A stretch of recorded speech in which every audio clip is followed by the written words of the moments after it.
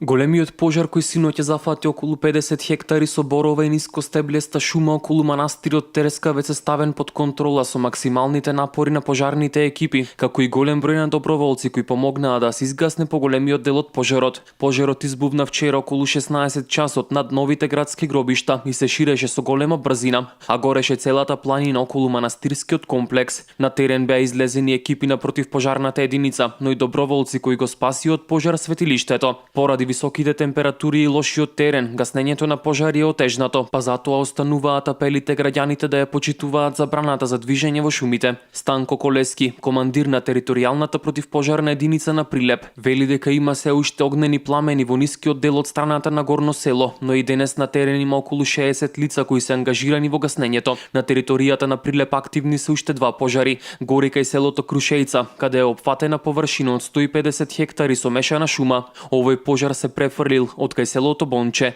Екипи се на терен и работат на гаснењето на огнот. Гори и дабова и борова шума на површина од 250 хектари во село Никодин. На пожарот во Никодин интервенираше и хеликоптер од армијата на Република Македонија, а дирекцијата за заштита и спасување во текот на денот интервенира и со канадери. Локализирани, но не изгаснати, горат неколку пожари во земјава, во општините Чашка, Македонски Брод и Петровец. Во Брод веќе изгоре околу 5000 хектари површина под шума. Се смета дека за обновата на шумскиот фонд се потребни од 30 до 50 години. Помош на Македонија и пристигнува од Бугарија, Турција и 2 авиони од Израел. Високите температури кои треба да потраат до недела ги спречуваат напорите на противпожарните единици за справување со огнените стихии. Од 5 август на сила е забраната за движење во шумите без оглед на намената, освен за вработените во јавното претпријатие Македонски шуми и субјектите кои управуваат со заштитените подрачи од сите категории. За непочитување на одредбите од Законот за шумите на физички лица кои се затекнати да се движат во шума,